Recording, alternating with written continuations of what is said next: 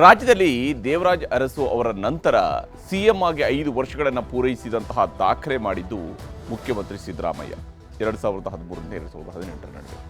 ಈಗ ಎರಡನೇ ಅವಧಿಯಲ್ಲೂ ಕೂಡ ಸಿದ್ದರಾಮಯ್ಯನವರು ಮುಖ್ಯಮಂತ್ರಿಯಾಗಿ ಆಡಳಿತವನ್ನು ನಡೆಸ್ತಾ ಇದ್ದಾರೆ.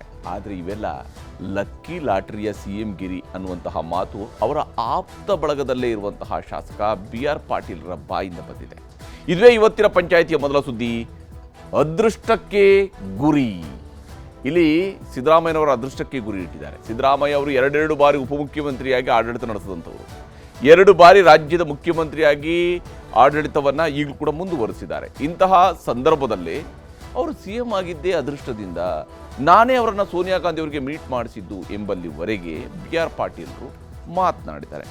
ರಾಜಕೀಯದ ಚದುರಂಗದಾಟದಲ್ಲಿ BR ಪಾಟೀಲ್ರು ಹಚ್ಚಿರುವ ಈ ಸಣ್ಣ ಕಿಡಿ ಇದು ದೊಡ್ಡದಾಗುತ್ತಾ ಅಥವಾ ಇಲ್ಲಿಗೆ ಆರಿ ಹೋಗುತ್ತಾ ಗೊತ್ತಿಲ್ಲ. ರಾಜಕೀಯದಲ್ಲಿ ಏನು ಬೇಕಿದ್ರೂ ಆಗಬಹುದು. ಆದರೆ ಅವರು ಹೇಳಿರ್ತಕ್ಕಂತಹ ಮಾತು ಆಡದಷ್ಟು ಸಿಂಪಲ್ ಆಗಿಲ್ಲ. ಯಾಕಂದರೆ ಒಂದು ಅವರು ಮಾತಾಡ್ತಾ ಇದ್ದಂತಹ ರೀತಿ, ಆ ಮಾತಾಡ್ತಾ ಇದ್ದಾಗ ಅದನ್ನು ರೆಕಾರ್ಡ್ ಮಾಡ್ಕೊಂಡಿರುವಂಥದ್ದು, ನಂತರ ಆ ವಿಡಿಯೋ ವೈರಲ್ ಆಗಿರುವಂಥದ್ದು, ಇವೆಲ್ಲವೂ ಕೂಡ ಒಂದು ಭಾಗ ನೋಡ್ತಾ ಹೋದಾಗ ಯಾವ ಕಾರಣಕ್ಕೆ ಹಾಗಾದರೆ ನೇರವಾಗಿ ಸಿದ್ದರಾಮಯ್ಯನವರ ಆಪ್ತ ಬಳಗದಲ್ಲಿನೇ ಅಪಸ್ವರ ಇದೆ ಸಿದ್ದರಾಮಯ್ಯನವರ ಬಗ್ಗೆ ಅನ್ನುವಂತಹ ಸಂದೇಶ ಇಲ್ಲಿ ರವಾನೆ ಆಗ್ತಾ ಇರುವಂಥದ್ದು ಸ್ಪಷ್ಟ ಇದೆ. ಪಾಟೀಲ್ರು ಸಿದ್ದರಾಮಯ್ಯನವರ ಸರ್ಕಾರ ಬಂದಲ್ಲಿದ್ದ, ಅಂದರೆ ಮೊದಲ 2.5 ತಿಂಗಳ ಅವಧಿಯಲ್ಲಿನೇ ಮೊದಲ ಬಾರಿಗೆ ಅವರದೊಂದು ಪತ್ರ ವೈರಲ್ ಆಗಿದೆ ಅನ್ನುವಂಥದ್ದರ ಮೂಲಕವಾಗಿ ಚರ್ಚೆ ಶುರುವಾಗಿತ್ತು. ಆನಂತರ ಬೇರೆ ಬೇರೆ ಅವಧಿಗಳಲ್ಲಿ ಅವರು ಸರ್ಕಾರದಿಂದ ಅನುದಾನ ಬರ್ತಿಲ್ಲ ಅಂತ ಹೇಳುವಂಥ ಟೀಕೆಯನ್ನು ಮಾಡ್ತಾ ಇದ್ರು. ಈಗ ಇತ್ತೀಚೆಗಷ್ಟೇ ಕಾಸು ಕೊಟ್ಟರೆ ಅಷ್ಟೇ ಮನೆ ಸಿಗುತ್ತೆ ಅಂತ ಹೇಳಿದರು. ಈಗ ನೋಡಿದರೆ ಸಿದ್ದರಾಮಯ್ಯನವರು ಮುಖ್ಯಮಂತ್ರಿ ಆಗಿದ್ದೇ ಲಕ್ಕಿ ಲಾಟ್ರಿಯಿಂದ ಅಂತ ಹೇಳ್ತಾ ಇದ್ದಾರೆ. ಇವೆಲ್ಲವೂ ಕೂಡ ಬಹಳ ಮಹತ್ವವನ್ನು ಪಡ್ಕೊಳ್ತಾ ಇದೆ. ಇದರ ನಡುವೆನೇ ಸುರ್ಜೇವಾಲರು ಬೆಂಗಳೂರಿನಲ್ಲಿ ಇದ್ದಾರೆ. KPCC ಕಚೇರಿಯಲ್ಲಿ ಕುಳಿತು ಶಾಸಕರ ಜೊತೆಗೆ 1-to-1 ಮೀಟಿಂಗ್ ಮಾಡ್ತಾ ಇದ್ದಾರೆ. ಅವರಿಂದ ಮಾಹಿತಿಗಳನ್ನು ಪಡ್ಕೊಳ್ತಾ ಇದ್ದರೆ, ಹೊರಗಡೆ ಶಿವಕುಮಾರ್ ಅವರ ಆಪ್ತ ಬಳಗದ ಶಾಸಕರು DK ಶಿವಕುಮಾರ್ ಅವರು 2.5 ವರ್ಷ ಮುಖ್ಯಮಂತ್ರಿ ಆಗಬೇಕು ಅನ್ನುವಂತಹ ಕೂಗನ್ನು ಹಾಕೋದಿಕ್ಕೆ ಶುರು ಮಾಡಿದ್ದಾರೆ.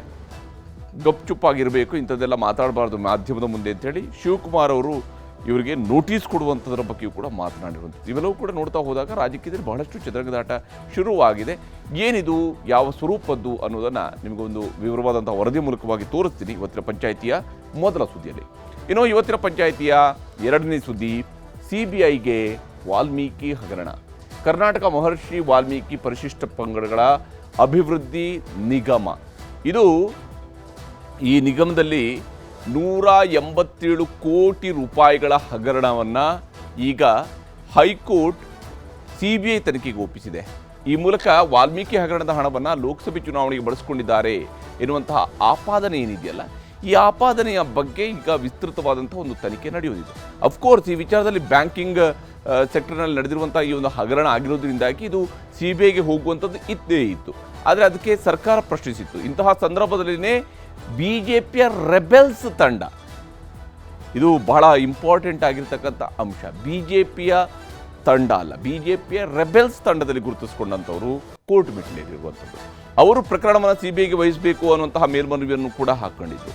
ಹೀಗಾಗಿ ಈ ಪ್ರಕರಣವನ್ನು CBIಗೆ ಹೈಕೋರ್ಟ್ ವಹಿಸಿರುವಂಥದ್ದು ತಮ್ಮ ರಾಜಕೀಯ ಹೋರಾಟಕ್ಕೆ ಸಿಕ್ಕಿರುವಂತಹ ಗೆಲುವು ಅಂತ ಈಗ BJP ರೆಬೆಲ್ಸ್ ಟೀಮ್ ಬಿಂಬಿಸಿಕೊಳ್ತಾ ಇರುವಂಥದ್ದು ಕೂಡ ಭಾಳ ವಿಶೇಷ ಇದೆ.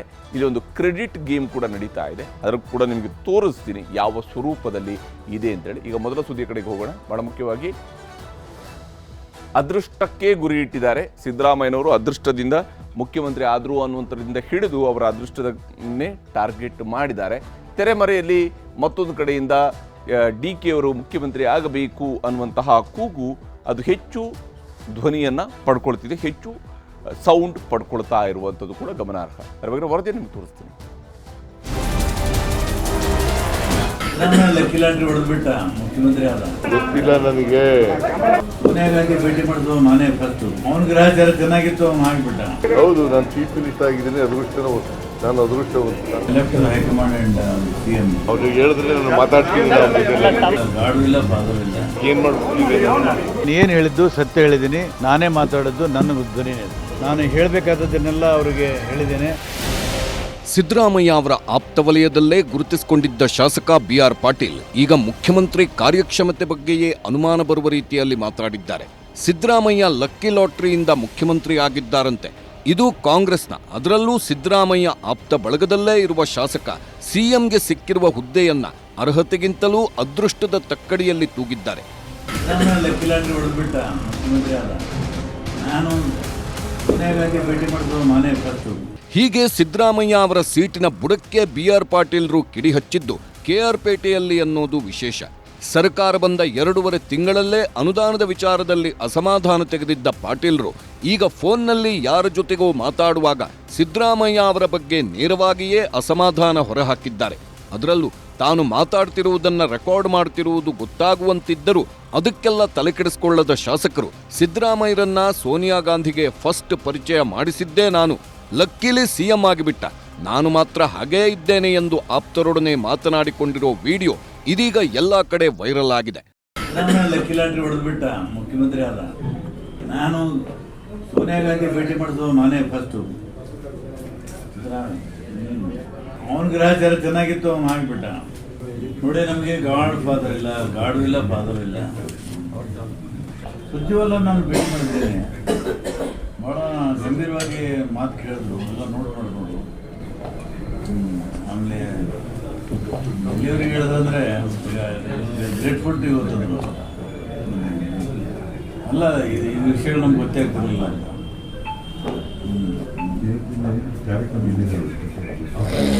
ನಾನೇ ಕೇಳಿದೆ left high command and C M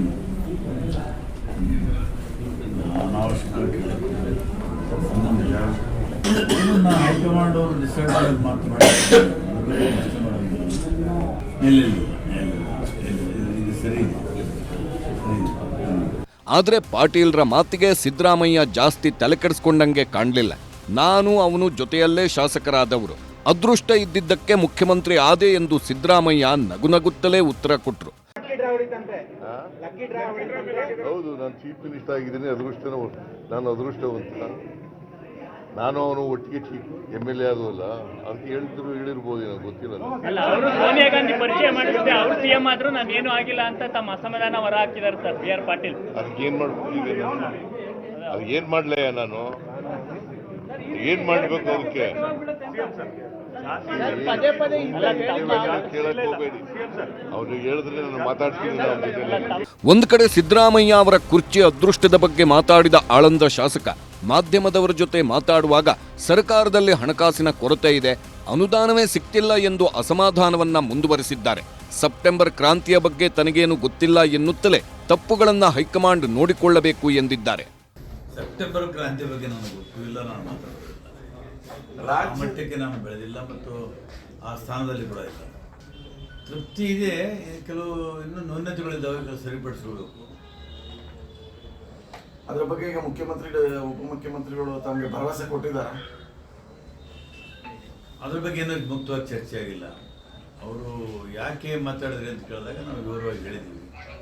ಅದ್ರ ಮೇಲೆ ಅವರು ಏನು ನಿರ್ಣಯ ತಗೊಂಡಿಲ್ಲ ಅಥವಾ ಈ ಥರ ಹೇಳಿಲ್ಲ.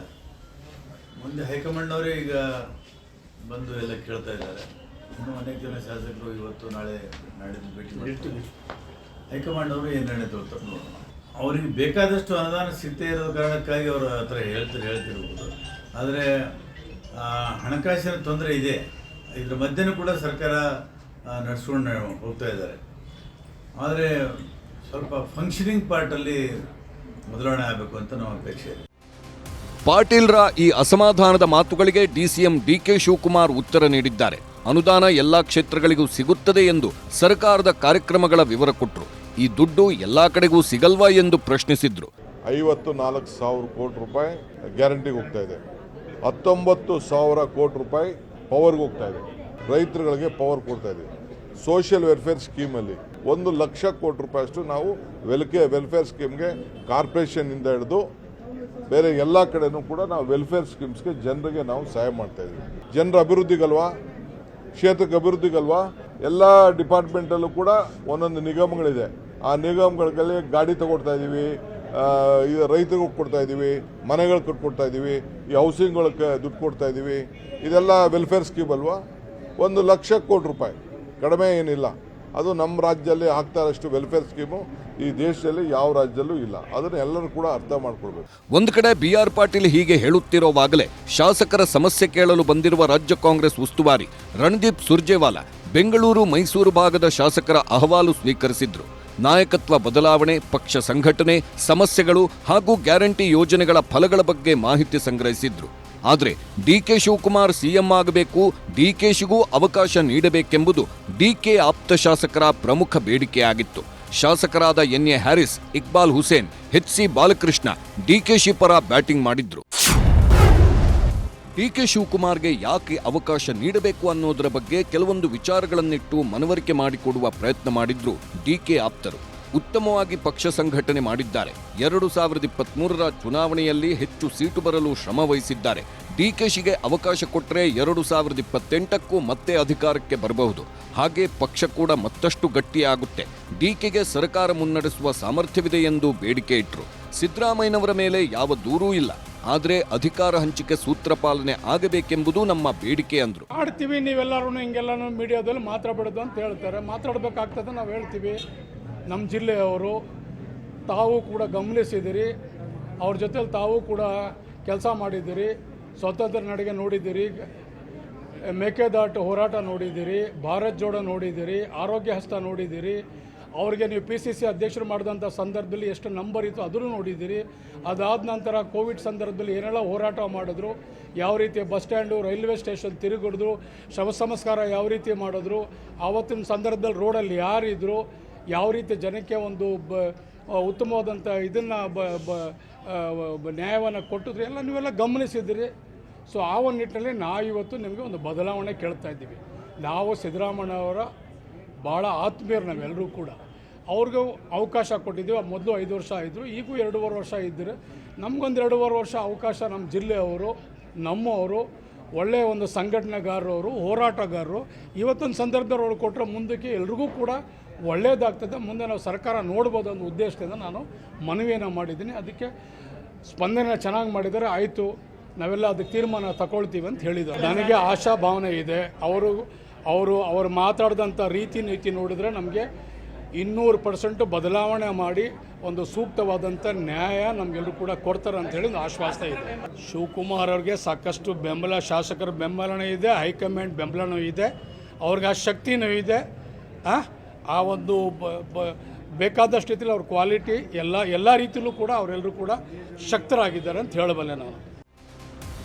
ಮಾಗಡಿ ಶಾಸಕ ಬಾಲಕೃಷ್ಣ ಸಹ ಸುರ್ಜೇವಾಲಾ ಭೇಟಿ ಮಾಡಿದ್ರು. ಸಭೆಯಲ್ಲಿ ರಾಜಕೀಯ ಚರ್ಚೆ ಏನೂ ಆಗಿಲ್ಲ. ಆದರೆ ಹೊರಗೆ ನಾನು ಹೇಳ್ತಿರೋದು ನಿಜ. DK CM ಆಗಬೇಕೆಂಬ ನಮ್ಮ ಬೇಡಿಕೆಗೆ ಈಗಲೂ ಬದ್ಧ ಎಂದರು. DK ಶಿವಕುಮಾರ್ ಅವರು ಪಕ್ಷದ ಈ ಕಾಂಗ್ರೆಸ್ ಪಕ್ಷ ಅಧಿಕಾರಕ್ಕೆ ಬರೋಕ್ಕೆ ಅವ್ರದ್ದು ಕೂಡ ಪ್ರಯತ್ನ ಇದೆ. ಅವ್ರಿಗೊಂದು ಅವಕಾಶ ಮಾಡಿಕೊಡಿ ಅಂತ ಕೇಳಿದ್ದೀನಿ. ನಾಳೆನೇ ಮಾಡಿಕೊಟ್ಬಿಡಿ, ಚೇಂಜ್ ಮಾಡಿಬಿಡಿ ಸಿದ್ದರಾಮಯ್ಯನ ಅಂತ ನಾನು ಹೇಳಿಲ್ಲ. ಅವ್ರಿಗೂ ಒಂದು ಅವಕಾಶ ಮಾಡಿಕೊಡ್ಬೇಕು ಕಾಂಗ್ರೆಸ್ ಪಕ್ಷ ಅಂತೇಳಿ ಕೇಳಿದ್ದೀನಿ. ಅದನ್ನು ತೀರ್ಮಾನ ಹೈಕಮಾಂಡ್ ಮಾಡ್ತದೆ. ಅಷ್ಟು ದೊಡ್ಡವನಲ್ಲ ನಾನು. ಈ ಅವಧಿಯಲ್ಲೇ ಮಾಡಿ, ನಾಳಿಕೆ ಮಾಡಿ, ನಾಡದೆ ಮಾಡಿ ದೊಡ್ಡ ಈ ಪಕ್ಷದಲ್ಲಿ ನಾನು ಅಷ್ಟು ದೊಡ್ಡವನಲ್ಲ ನಾನು. ಅದನ್ನು ಹೈಕಮಾಂಡ್ ತೀರ್ಮಾನ ಮಾಡ್ತದೆ, ಯಾವಾಗ ಮಾಡಬೇಕು, ಯಾವ ಸೂಕ್ತ ಸಂದರ್ಭ ಅಂತೇಳಿ ಹೈಕಮಾಂಡ್ ತೀರ್ಮಾನ ಮಾಡ್ತದೆ. ಇಂಥ ಸನ್ನಿವೇಶಗಳಲ್ಲೇ DCM DK ಶಿವಕುಮಾರ್ ಇವತ್ತು ಒಗ್ಗಟ್ಟಿನ ಮಂತ್ರ ಜಪಿಸಿದ್ರು. ನಿನ್ನೆ ಕೈ ಹಿಡಿದಿದ್ದ CM DCM ಹೀಗೆ ಒಟ್ಟಾಗೆ ಇರುತ್ತೇವೆ ಎಂಬ ಸಂದೇಶ ರವಾನಿಸಿದ್ರು. ಇಂದು DCM ಕೂಡ ಅದೇ ಧಾಟಿಯಲ್ಲೇ ಮಾತಾಡಿದ್ರು. ನಾಯಕತ್ವದ ಬಗ್ಗೆ ಚರ್ಚಿಸುವವರಿಗೆ ಮಾಧ್ಯಮದ ಮುಂದೆ ಹಾಗೆಲ್ಲ ಮಾತಾಡಬಾರದು ಎಂದು ತಾಕೀತು ಮಾಡಿದ್ರು. ಇಕ್ಬಾಲ್ ಹುಸೇನ್ಗೆ ನೋಟಿಸ್ ಇಶ್ಯೂ ಮಾಡ್ತೀನಿ ನಾನು. ಅವನು ಯಾರು ನನ್ನ CM? ನನಗೆ ಯಾರು CM ಆಗ್ತೀನಿ ಅಂತ ನಂಗೆ ಹೇಳೋದು ಅವಶ್ಯಕತೆ ಇಲ್ಲ. ಇವತ್ತೋ ನಾಳೆನೇ ಅವ್ನಿಗೆ ನೋಟಿಸ್ ಇಶ್ಯೂ ಮಾಡ್ತೀನಿ. ಇಕ್ಬಾಲ್ ಬಾಲಕೃಷ್ಣನು ಹೇಳೋದು ಬೇಡ, ನನಗೆ ಯಾರು ಅದೆಲ್ಲ ಬೇರೆ ವಿಚಾರ. ಪ್ರೆಸ್ ಮುಂದೆ ಯಾರು ಹೋಗ್ಬಾರ್ದು. ನಾನು ಹೇಳ್ತಾ ಇದ್ದೀನಿ, ನೋ ಪ್ರೆಸ್. ಇಕ್ಬಾಲ್ ಹುಸೇನ್ಗೂ ಹೇಳೋದಷ್ಟೇ, BR ಪಾಟೀಲ್ಗೆ ಹೇಳೋದಷ್ಟೇ, ಬಾಲಕೃಷ್ಣ ಹೇಳೋದಷ್ಟೇ. ಯಾರು ನನಗೆ ಬೇಡ, ಅವಶ್ಯಕತೆ ಇಲ್ಲ. ಮುಖ್ಯಮಂತ್ರಿಗಳು ಸಿದ್ದರಾಮಯ್ಯನವರು ಇದ್ದಾರೆ, ಅವ್ರ ಕೈ ಬಲಪಡಿಸೋದು, ನಮ್ಮ ಸರ್ಕಾರ ಕೈ ಬಲಪಡಿಸೋದು ಅಷ್ಟೇ. ಈ ಮಧ್ಯೆ ಸರ್ಕಾರದ ವಿರುದ್ಧ ಬಹಿರಂಗವಾಗಿ ಮಾತಾಡಿ ಶಾಸಕ ಸ್ಥಾನಕ್ಕೆ ರಾಜೀನಾಮೆ ಕೊಡುತ್ತೇನೆ ಎಂದಿದ್ದ ಕಾಗವಾಡ ಶಾಸಕ ರಾಜು ಕಾಗೆ ಸುರ್ಜೇವಾಲಾರನ್ನ ಭೇಟಿ ಮಾಡಿದ್ರು. ಮೊನ್ನೆ ಕ್ಷೇತ್ರದಲ್ಲಿ ಬಹಿರಂಗವಾಗೇ ಏನೇನು ಹೇಳಿದ್ದರೋ ಎಲ್ಲವನ್ನೂ ಸುರ್ಜೇವಾಲಾ ಮುಂದೆ ಹೇಳಿ ಬಂದಿದ್ದಾರಂತೆ. ಸರಕಾರದೊಳಗಿನ ಕೆಲ ವ್ಯವಸ್ಥೆ ಸರಿಯಾಗಿಲ್ಲ. ಸರಕಾರದಲ್ಲಿ ನಮಗೆ ಆದ್ಯತೆ, ಗೌರವ ಸಿಗ್ತಿಲ್ಲ. ಕ್ಷೇತ್ರದ ಅಭಿವೃದ್ಧಿಯ ಫೈಲ್ಗಳು ಪೆಂಡಿಂಗ್ ಇವೆ. ಅಭಿವೃದ್ಧಿಗಾಗಿ ಅನುದಾನ ಕೊಡಿಸಬೇಕು. ಹೋರಾಟ ಅನುದಾನ ಸಲುವಾಗಿ ಅಲ್ಲೇ ಅಲ್ಲ, ಅನುದಾನ ಇದೆ, ಅದನ್ನು ಹೇಳಿದ್ದೀನಿ, ಮಾಡ್ತೀನಿ ಅಂತ ಹೇಳಿದ್ದಾರೆ. ವ್ಯವಸ್ಥೆಗಳು ಸರಿಯಾಗಿ ನಮಗೆ ರೆಸ್ಪೆಕ್ಟ್ ಸಿಗದ ಇಲ್ಲ, ಸರಿಯಾಗಿ ಮಂತ್ರಿಗಳು ಸ್ಪಾನ್ಸಲ್ಲ ಇವೆಲ್ಲ. ಆಮೇಲೆ ಒಂದೊಂದು ಫೈಲ್ಗಳು ವರ್ಷ ಅಲ್ಲೇ ಬಿದ್ದಿರ್ತವೆ, ವರ್ಷ ಆದ್ರೂ ಆ ಫೈಲ್ ಮೂವ್ ಆಗೋದಿಲ್ಲ. ಆಮೇಲೆ ಕೆಲವು ಮತಕ್ಷೇತ್ರದಲ್ಲಿ ಕೆಲವು ಆಶ್ವಾಸನೆಗಳು ಕೊಟ್ಟಿದ್ದೀವಿ, ಅವು ಆಗ್ತಾ ಇಲ್ಲ, ಇದನ್ನೆಲ್ಲ ಹೇಳಿದ್ದೀವಿ. ಇನ್ನು ಸುರ್ಜೇವಾಲಾ ಸಭೆಗೆ ಮಾಲೂರು ಶಾಸಕ ಕೆವೈ ನಂಜೇಗೌಡ ಕೂಡ ಬಂದಿದ್ರು. ಕೋಲಾರ ಜಿಲ್ಲಾ ಕಾಂಗ್ರೆಸ್ನಲ್ಲಿನ ಬೆಳವಣಿಗೆಗಳು, ವೈಮನಸ್ಸುಗಳು, ಅಸಮಾಧಾನದ ಬಗ್ಗೆ ಸುರ್ಜೇವಾಲಾಗೆ ವಿವರಿಸಿದ್ರು. ನಿನ್ನೆ ಸರ್ಕಾರದ ವಿರುದ್ಧ ಮಾತನಾಡಿದ್ದ ನಾರಾಯಣಸ್ವಾಮಿ ಹಾಗೂ ರೂಪಾ ಶಶಿಧರ್ ಮಾತುಗಳಿಗೆ ನಂಜೇಗೌಡರು ಟಾಂಗ್ ಕೊಟ್ರು. ಅವರಿಗೆ ನಮ್ಮ ಸಮಸ್ಯೆಗಳು ಏನು, ಮಂತ್ರಿಗಳು ಶಾಸಕರ ಅಸಹಕಾರ ಕೊಡ್ತಾ ಇದ್ದಾರೆ, ಆ ವಿಚಾರವಾಗಿ ನಮ್ಮ ಕಾನ್ಸ್ಟಿಟ್ಯೂನ್ಸಿಗಳಲ್ಲಿ ಏನೇ ಕೆಲಸ ಆಗಬೇಕು ಇವೆಲ್ಲವನ್ನು ಕೂಡ ಸುರ್ಜೇವಾಲಾ ಸಾಹೇಬರಿಗೆ ಗೌರವವಾಗಿ ಹೇಳಿದ್ದೇವೆ. ಅನುದಾನ ಕೊಡ್ತಾರೆ, ಇವತ್ತು ಜನರ ಸಮಸ್ಯೆ ನೋಡ್ತಾ ಇದ್ದಾರೆ, ನಾಳೆ ಶಾಸಕರ ಸಮಸ್ಯೆ ನೋಡ್ತಾರೆ. ಜನಕ್ಕೆ ಸಮಸ್ಯೆ ಇತ್ತು, ಕೋವಿಡ್ ನಂತರ ದಿನಗಳಲ್ಲಿ ತುಂಬಾ ಕಷ್ಟ ಇತ್ತು, ಜನರ ಕಷ್ಟ ಸುಖಕ್ಕೆ ಸ್ಪಂದಿಸುವಂತ ಕಾರ್ಯಕ್ರಮಗಳು ತಂದಿದ್ದಾರೆ. ಅನುದಾನ ತಂದಿಲ್ಲ ಅಂತಂದ್ಬಿಟ್ಟು ನಾವು ನಮ್ಮ ಪಕ್ಷನ ಎಲ್ಲಂದ್ರೆ ಅಲ್ಲಿ ಕಡೆಗಣಿಸೋದು, ಅವಮಾನ ಮಾಡೋದಲ್ಲ. ಅದಕ್ಕೆ ಅಂತ ಒಂದು ವೇದಿಕೆ ಇದೆ, ಕೇಳಿದ್ರೆ ಆಗತ್ತೆ. ಶಾಸಕರುಗಳಿಗೆ ಸಹಕಾರ ಕೊಡ್ತಾ ಇದ್ದಾರೆ, ಡೆವಲಪ್ಮೆಂಟ್ಸ್ ಏನಾಗಿದೆ ಅನ್ನೋದ್ರ ಬಗ್ಗೆ ಇವತ್ತು ನನ್ನೂ ಕೇಳಿದರು. ನಾನು ಹೇಳಿದ್ದೇನೆ, ಸರ್ಕಾರ, ಮಂತ್ರಿಗಳು, ನಮ್ಮ ಜಿಲ್ಲಾ ಮಂತ್ರಿ ಸುರೇಶ್ ಅವರು ಎಲ್ಲರೂ ಕೂಡ ನಮ್ಮ ಜಿಲ್ಲೆಗೆ, ವಿಶೇಷವಾಗಿ ನನ್ನ ಕ್ಷೇತ್ರಕ್ಕೆ ಕೂಡ ಏನೇನು ಡೆವಲಪ್ಮೆಂಟ್ಸ್ಗೆ ಅವಕಾಶ ಸಿಕ್ಕಿದೆ ಅದು ಅಂಕಿ ಅಂಶ ಸೇರಿ ಕೊಟ್ಟಿದ್ದೀನಿ. ಈ ಮಧ್ಯೆ ಕೆಪಿಸಿಸಿ ಕಚೇರಿಯಲ್ಲಿ ತಾವು ಮಾಡುತ್ತಿರುವ ಸಭೆ ಬಗ್ಗೆ ಸುರ್ಜೇವಾಲಾ ಮಾಹಿತಿ ಹಂಚಿಕೊಂಡಿದ್ದಾರೆ. ಶಾಸಕರನ್ನ ಭೇಟಿ ಮಾಡುತ್ತಿದ್ದೇನೆ, ಮುಂದೆ ಸಂಸದರು, ಮಾಜಿ ಸಂಸದರನ್ನ ಭೇಟಿ ಮಾಡುತ್ತೇನೆ. 2 ವರ್ಷಗಳ ಆಡಳಿತ, ಶಾಸಕರ ಕೆಲಸ ಕಾರ್ಯ, ಗ್ಯಾರಂಟಿ ಯೋಜನೆಗಳ ಬಗ್ಗೆ ರಿಪೋರ್ಟ್ ಕಾರ್ಡ್ ಪಡೆಯುತ್ತಿದ್ದೇನೆ ಎಂದರು. ಶಾಸಕರ ಸಲಹೆ, ಆಕಾಂಕ್ಷೆ, ಬೇಡಿಕೆಗಳನ್ನ ಸಿಎಂ, ಡಿಸಿಎಂ ಗಮನಕ್ಕೆ ತರುತ್ತೇನೆ ಎಂದರು. The focus being on the Congress government guarantees and their functionality in a particular assembly constituency. So this is to answer some of your questions. Some of you also asked me one more question. Are you taking opinion on leadership change? The answer I had given yesterday also, I am answering again today. The answer is clearly no, in one word. You also asked me whether you are asking whether DCC should be changed. Some friend was asking me down below. I said yes. I am going to ask the opinion of the MLA. How is District Congress Committee functioning? Are they helping in translation of Congress guarantees and Congress government programs? Are they cooperating in government programs? If they are not, we will consider a change. If they are okay, no problem. ಈ ಮಧ್ಯೆ ಇವತ್ತೂ ಕೂಡ ಕೆಲ ಶಾಸಕರು ಮಂತ್ರಿ ಮಾಡಿ ಅಂತ ಸುರ್ಜೇವಾಲಾ ಮುಂದೆ ಬೇಡಿಕೆ ಇಟ್ಟಿದ್ದಾರೆ. ಶಾಂತಿನಗರ ಶಾಸಕ ಎನ್ಎ ಹ್ಯಾರಿಸ್, ನಾನು ಕೂಡ 4 ಬಾರಿ ಶಾಸಕನಾಗಿದ್ದೇನೆ, ನನ್ನನ್ನು ಮಂತ್ರಿ ಮಾಡಿ ಎಂಬ ಹಕ್ಕೊತ್ತಾಯ ಮಂಡಿಸಿದ್ದಾರೆ. ಡಿಕೆ ಶಿವಕುಮಾರ್ ಜೊತೆ ಇದ್ದುಕೊಂಡು ಬೆಂಗಳೂರು ಅಭಿವೃದ್ಧಿಗೆ ಕೆಲಸ ಮಾಡುತ್ತೇನೆ ಎಂದು ಹೇಳಿ ಬಂದಿದ್ದಾರೆ. ಆದರೆ ಹೈಕಮಾಂಡ್ನ ನಡೆ, ನಿರ್ಧಾರಗಳು ಇದೀಗ ಕುತೂಹಲ ಮೂಡಿಸಿವೆ. Bureau report, news 18. ಹೀಗೆ ಸರ್ಕಾರದಲ್ಲಿ ಸದ್ಯಕ್ಕೆ ಬದಲಾವಣೆಯ ಚರ್ಚೆ ವಿಚಾರದಲ್ಲಿ ಒಂದು ಕಡೆಯಲ್ಲಿ ಫುಲ್ ಸ್ಟಾಪ್ ಎಳೆಯುವಂತಹ ಪ್ರಯತ್ನವನ್ನು ಉಪಮುಖ್ಯಮಂತ್ರಿಯವರು ಹಾಗೆಯೇ ಉಸ್ತುವಾರಿ ಸುರ್ಜೇವಾಲಾ ಮಾಡ್ತಿದ್ರು ಕೂಡ ಬದಲಾವಣೆಯ ಚರ್ಚೆಯನ್ನು ಶಾಸಕರು ಜೀವಂತವಾಗಿ ಇಟ್ಟಿದ್ದಾರೆ.